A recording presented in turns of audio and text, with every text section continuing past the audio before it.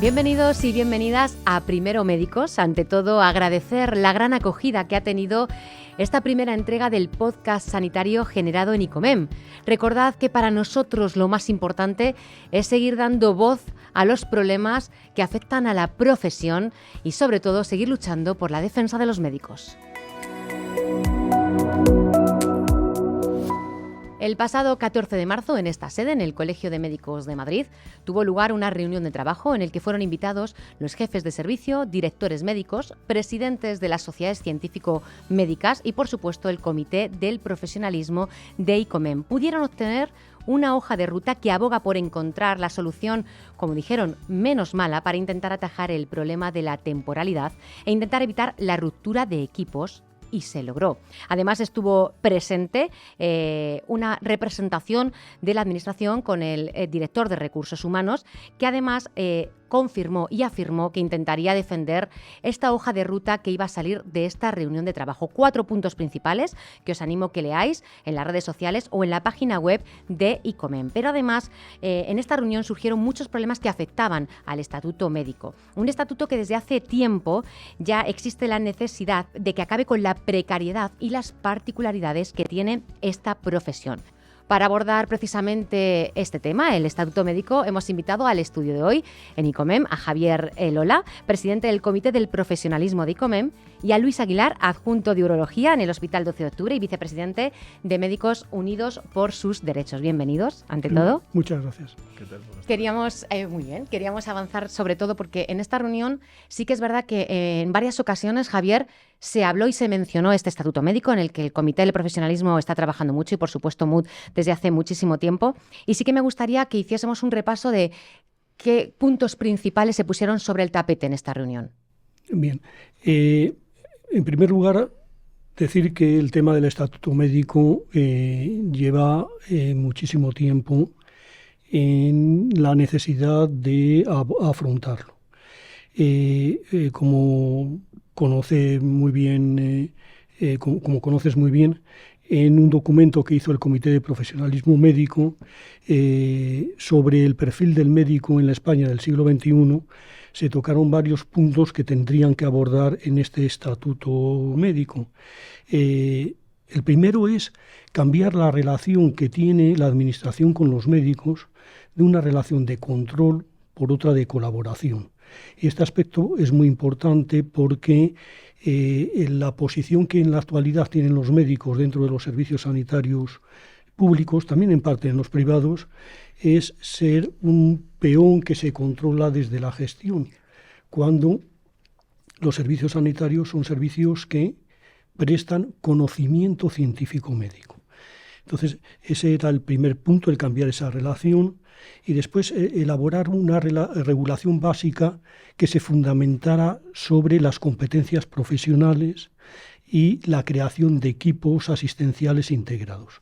Yo creo que estos son los 2 puntos más relevantes y después, si quieres, a lo largo de esta conversación con Luis y contigo, podemos ir profundizando en alguno más y de paso os contaré una anécdota en relación con el Estatuto Marco.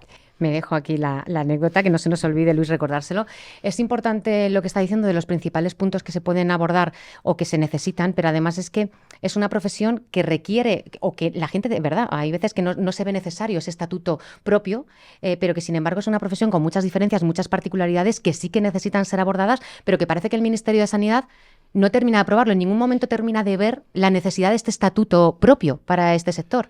Sí, realmente, Rocío, es un clamor de la profesión ya a estas alturas el tener un abordaje legislativo que una profesión tan compleja y característica como la nuestra tenga, ¿no? Porque es verdad que a lo largo del tiempo, sobre todo en estos últimos 20 años del Estatuto Marco, en el cual se introdujo a varias profesiones con muchas características diferentes y responsabilidades diferentes en un mismo marco jurídico que lo que hace es un poco intentar de homogeneizar ciertos aspectos que muchas cosas caen por su propio peso, ¿no? Y nosotros llevamos un tiempo la profesión reivindicando que se tiene que hacer una norma que lo que haga es poner en valor la profesión y sobre todo el fin máximo, que es la atención al paciente, ¿no? O sea, en esos dos premisas tiene que basarse esta reforma legislativa que nosotros queremos plantear,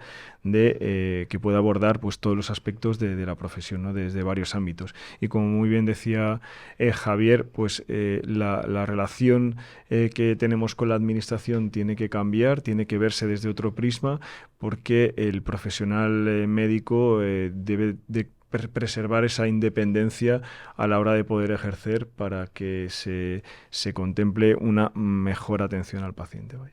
Una mejor atención al paciente, una relación con la administración, que desde el Comité del Profesionalismo se hace un grupo de trabajo en el que además empiezan a entrar en colaboración con asociaciones de médicos para precisamente abordar y marcar los puntos principales. ¿Qué pasos han ido dando desde ICOMEN, desde este Comité del Profesionalismo? ¿Hemos conseguido algún avance con la administración? ¿Estamos consiguiendo dar pasos? Bueno, en realidad estamos en el primer paso, que es ponernos de acuerdo dentro del grupo de trabajo para presentar un documento que sea sólido a la administración. Voy a aprovechar que me das la palabra para contar un poco de la historia de lo que es el Estatuto Médico y también la anécdota. El Estatuto Médico nace en 1966. Se llamó Estatuto Médico el Estatuto del Personal Médico de las Instituciones Sanitarias de la Seguridad Social. En 1986, con la Ley General de Sanidad, no se modificó, se dejó ahí un artículo diciendo que la relación del personal con el sistema sería estatutaria, pero estatutaria es en realidad una indefinición. Y no fue hasta el 2001, con la Ley 55 de 2001, cuando se hace lo que llamaron Estatuto Marco del personal estatutario, que ya en sí mismo en esa definición es un auténtico galimatías, ¿no? Estatuto Marco de personal estatutario del Sistema Nacional de Salud. En esa ley vino precedida de una serie de sentencias por parte de los tribunales que, ante la ausencia de una regulación específica, fueron acercando el estatuto de la época anterior a un régimen funcionarial. Y el legislador en 2001 toma dos decisiones. Una es unificar a todo el personal dentro de un estatuto y dar una relación funcionarial de carácter especial. Yo no sé si en esta decisión hubo mucho pensamiento, porque yo no asistí a esto, pero sí asistí a la toma de decisiones en relación con la Ley General de Sanidad, que se resolvió de la siguiente manera, y aquí viene la anécdota, también para decir en qué medida se toma con seriedad las decisiones en un tema tan trascendente. En esa época yo estaba en el Ministerio de Sanidad, en comisión de servicios. Yo tenía un puesto de adjunto de cardiología en Las Palmas, colaborando con el gabinete del ministro.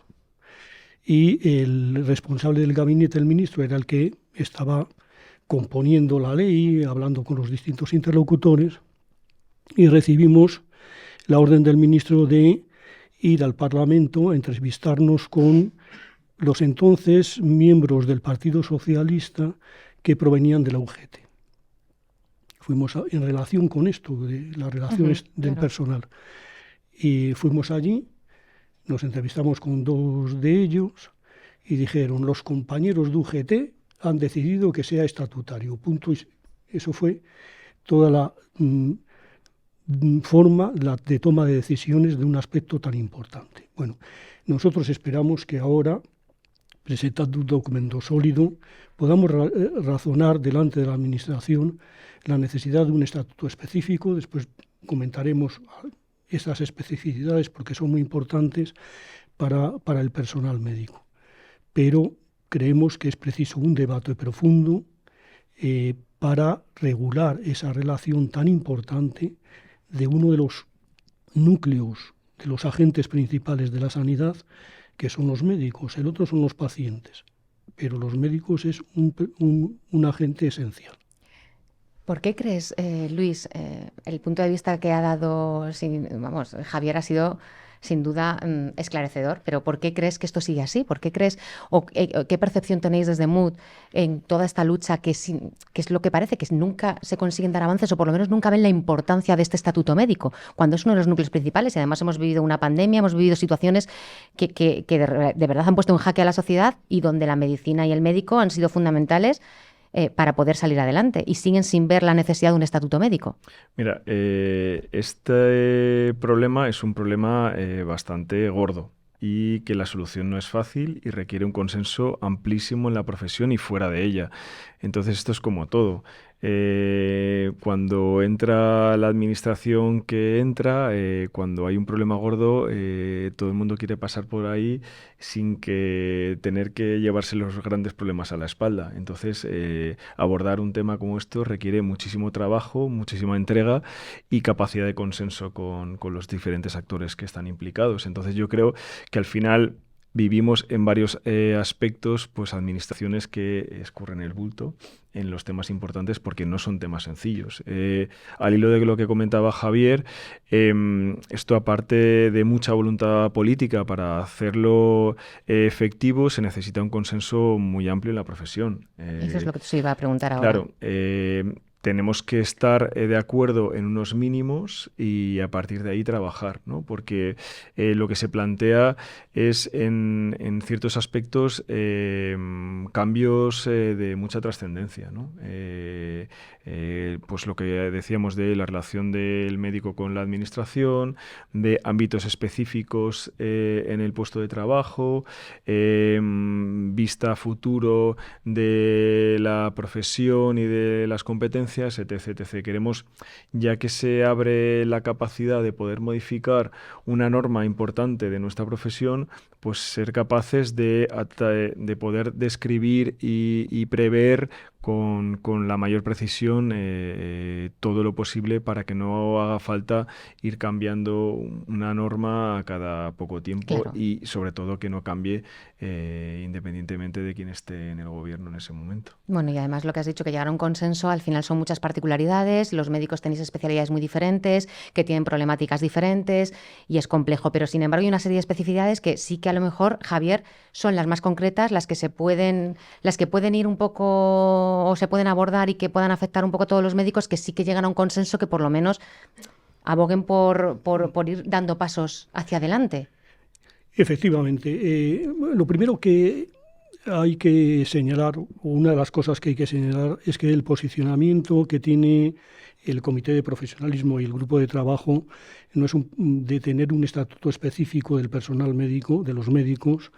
No es un posicionamiento gremial, no estamos defendiendo nuestros propios intereses, sino la mejor relación para prestar la mejor asistencia.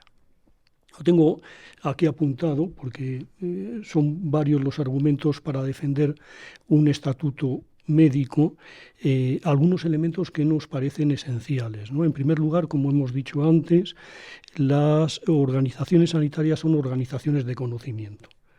El conocimiento no está en la jerarquía, no está en la gerencia, está en los que prestan la asistencia.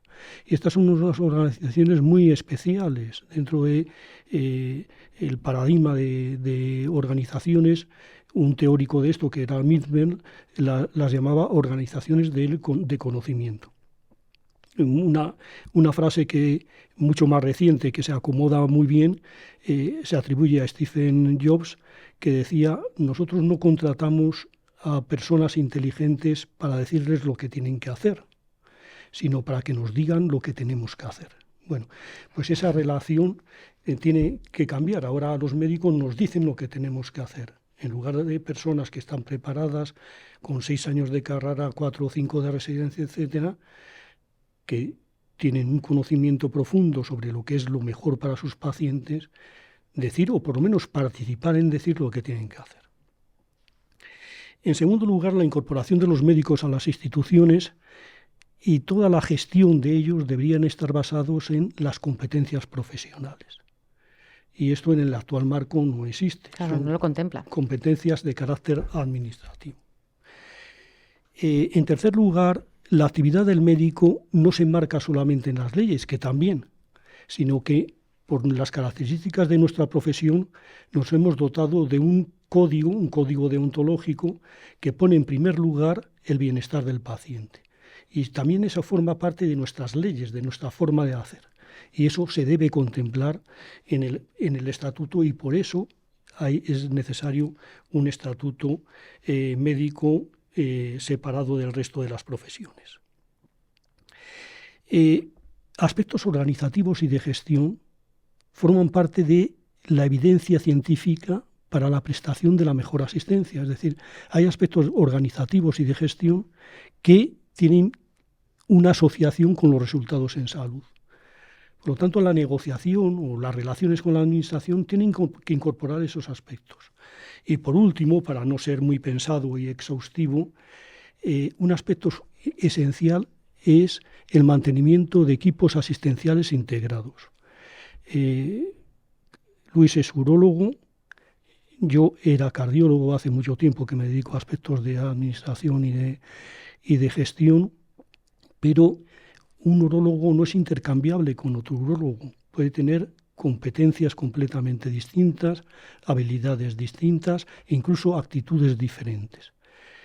Bueno, pues el estatuto también debe contemplar eso, la necesidad de mantener equipos asistenciales integrados, que es uno de los problemas que han surgido con el tema de la consolidación de la temporalidad. Claro, de la adjudicación. Pero es que además todos los puntos que hemos resumido un poco, por irnos a lo más esencial, es que además da mucha eficiencia al Sistema Nacional de Salud. O sea, es que realmente se aboga.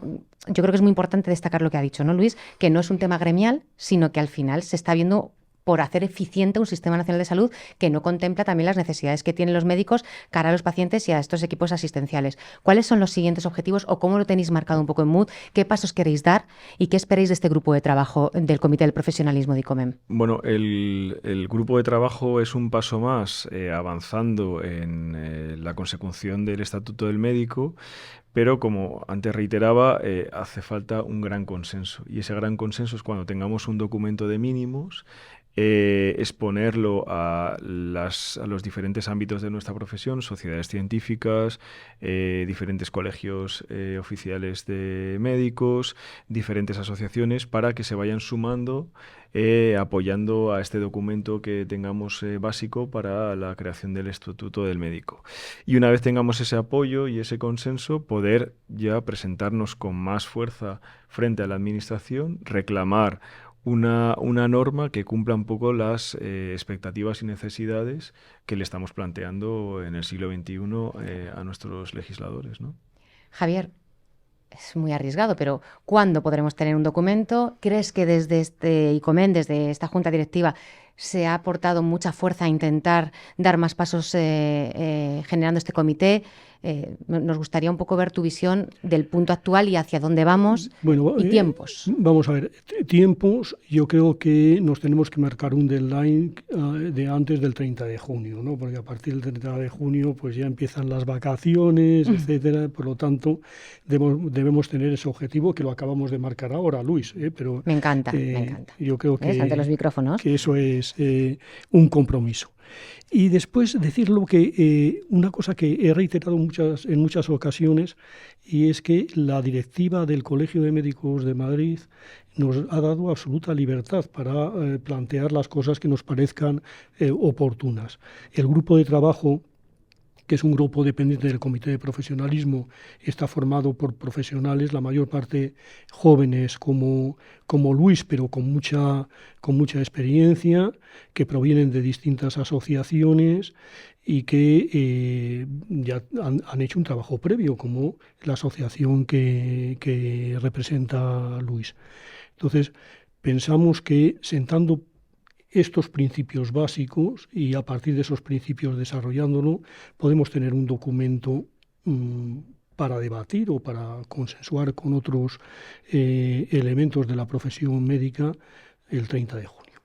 Bueno, yo lo primero... ¿Te parece, Luis? Sí. Yo lo primero es que me quedo con esa fecha, daros las gracias por acercarnos un poco y acercar a todos los médicos el plan de trabajo que se tiene desde el grupo, desde el comité, sobre todo por las dudas que se plantearon este 14 de marzo, y emplazaros para un siguiente podcast en el que nos deis una primicia de cómo va avanzando ese documento y a ver si podemos leer un poco las características principales antes de que hagáis una presentación a la Administración. Muchísimas gracias. Muchas gracias, Sofía. Como hemos visto en este podcast, es clave que tengamos un estatuto que reconozca la centralidad de los médicos en la organización de los servicios sanitarios. Más aún en un momento en el que precisamente vamos a tener, esperamos en breve, conseguir que muchos médicos que están en una situación de temporalidad pasen ya a estar fijos y conseguir que esto se haga sin desestructurar los equipos que ya están consolidados, que son los que permiten garantizar la calidad de la asistencia sanitaria. Además, en Primero Médicos, queremos destacar que la consejera anunció que además de reducir la temporalidad, quiere ofrecer contratos MIR de larga duración y con sueldos de 56.000 euros. La Vocalía de Ejercicio Libre de ICOMEM anuncia esta semana que se ha creado la Mesa de Ejercicio Libre y Sanidad Privada, un hito histórico que marca un paso significativo hacia la representación equitativa de todos los colegiados. ¿Cómo es el futuro de la atención primaria? Una propuesta de pacto estatal ignora la atención especializada, revelando una visión parcial de la sanidad pública, y es Emergen quien eleva una petición urgente al Ministerio de Sanidad y las administraciones autonómicas. Estas pasadas semanas también se puso en alza las agresiones verbales y físicas que sufren los profesionales sanitarios, que han aumentado un 58% tras la pandemia. La Unión Interprofesional de la Comunidad de Madrid ha presentado por ello una campaña de sensibilización. Nos vemos en el próximo capítulo de Primero Médicos.